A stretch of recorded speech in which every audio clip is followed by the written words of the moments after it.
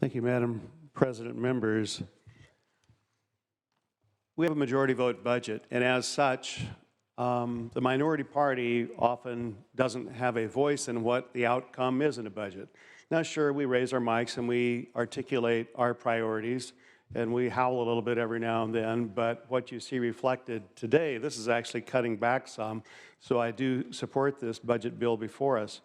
But just to differentiate, we will be going into 2 extraordinary sessions to deal with transportation, to deal with health, specifically to deal with new funding sources or taxes. Just off the get-go, we would say those should have been folded into the regular budget process, but it's not. We'll deal with it separately. The assumption is there'll be new funding for that outside of this budget, which already includes an unanticipated $14 billion worth of revenue.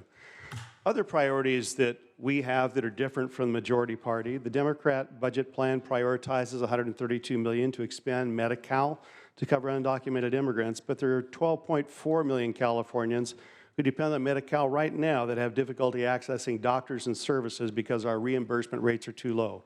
Republicans would instead use those funds to provide a Medi-Cal provider rate so that 12.4 million Californians already enrolled can actually get the health care services they need.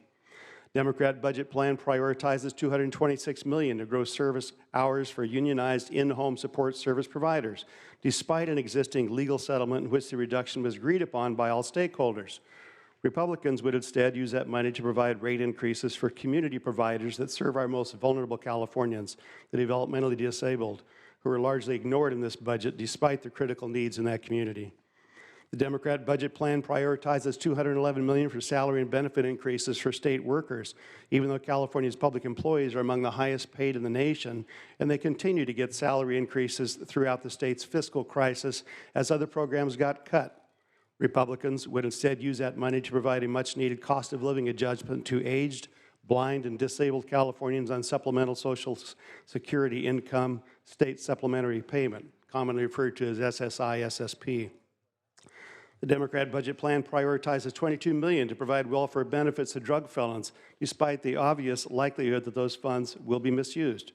Republicans would instead use that money to fund innovative welfare program grants through the CalWORKS program, such as SB 659 by Senator Bates, which rewards programs that demonstrate effectiveness in moving people off welfare and into self-sufficiency, as has always been the goal of welfare-to-work programs.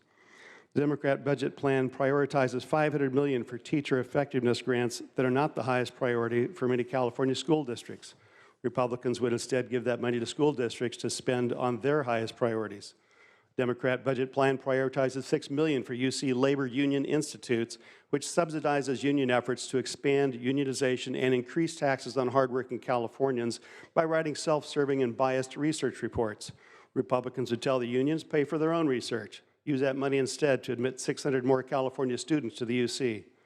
Democrat budget plan prioritizes $500 million for 3,500 Caltrans state employee positions within the capital outlay support program that the LAO has identified as unnecessary.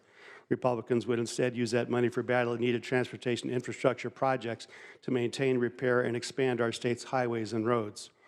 Democrat budget plan prioritizes $1.9 billion of revenues from the cap and trade program, the hidden tax for the high-speed rail project that actually increases greenhouse gases, and other projects that provide questionable benefits.